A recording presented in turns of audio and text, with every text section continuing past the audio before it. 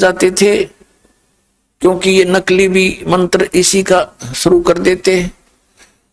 और उस समय क्या था, मालिक ये 5 नाम इसलिए देंगे कि इनसे इनको यहाँ संसारिक थोड़े बहुत सुख मिलते रहेंगे, ये घने दुखी ना होंगे, मोक्ष तो इनसे नहीं हो सकता इस तरह के जाप से।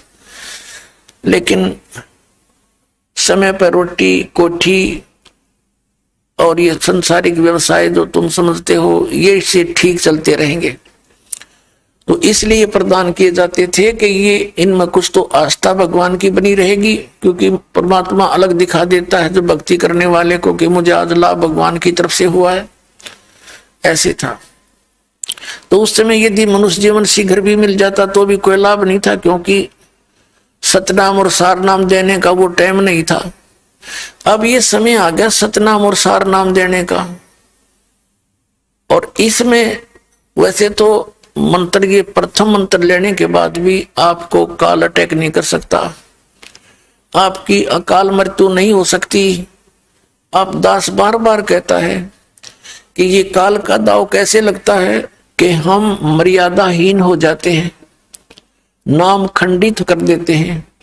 और जिस समय आपका नाम खंडित हो गया और कुदरती आपके प्रारब्ध का मृत्यु का समय भी निकट आ गया उसी दौरान, तो आप पे अटैक हो जाएगा।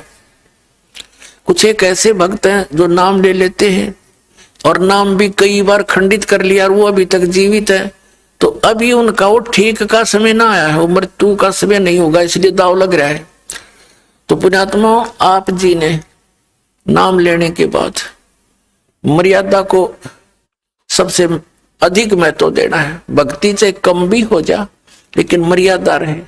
जैसे आप जी समुद्री जहाज में बैठ गए, तो जहाज में बैठे हैं, जहाज चल रहा है और उससे नीचे उतरने की चेष्टा करोगे तो डूब कर मर जाओगे। तो कुछ समय के बाद आपकी सचीथी ऐसी हो जाएगी, कैसी, और फिर मर्यादा रखने से लाभ होगा। मर्यादा खंड होने से कितनी हानि होती है।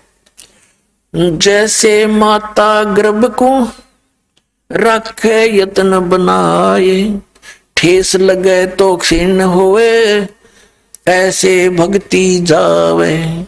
जैसे माता गर्भ को रखे यत्न बनाए और ठेस लगे तो क्षीण होए, छिन्न हो जा, नष्ट हो जाती है, ऐसे भक्ति जाए। अब जैसे माता को गर्भ रहा हो, फिर वो कितनी सावधानी बरतती है उस अपने लाल को, बच्चे को, बेटा या बेटी को जो उसके गर्भ में पल रहा है, उसकी कितनी सावधानी बरतती है कि कहीं मेरा गर्भ खराब ना हो जा। रात को करवट लेती है माता, तब भी उसको चिंता बनी रहती है कहीं मेरे बालक पर दाब ना आ जाए। एकदम फड़क के उठती है, चलती है, कदम रखती है पृथ्वी पर तो भी बड़े नाप तोल के रखती है, कहीं झटका लग जा, बच्चा खराब ना हो जा, तो अपना लाल प्राप्त कर लेती है।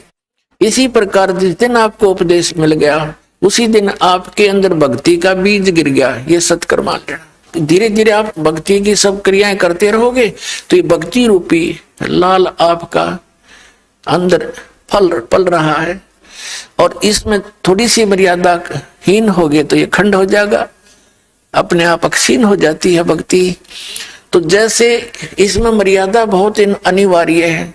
जैसे सीता जी थी, श्री रामचंद्र की पत्नी, वनवास में थे, कुटिया बनाकर रह रहे थे, एक बगीची भी बना रखी थी छोटी सी फुलवाड़ी सी फूलों की।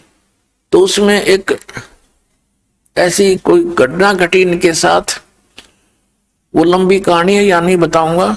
तो उन्होंने एक रेखा खींच दी थी झोंपड़ी के चारों तरफ, और सीता से कह दिया था लक्ष्मण जी ने कि माता, वो बड़ी भाभी थी, उसको माता के तुल डील करता था कि आप जी इस रेखा से बाहर ना जाना, जब तक आप इस रेखा में रहोगी आपको कोई हानि नहीं कर सकता, ना जंगली जानवर कर सकता, ना कोई दानव कर सकता, राक्षस नहीं कर सकता।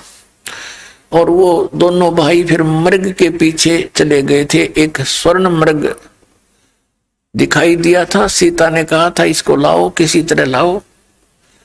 अब दोनों भाई चले गए उस सीता के कहने से। पीछे से रावण, लंका का राजा, एक साधु वेश बना के वहां आया सीता को उठाने के उद्देश्य से, अपहरण करने के उद्देश्य से। और जो ही वो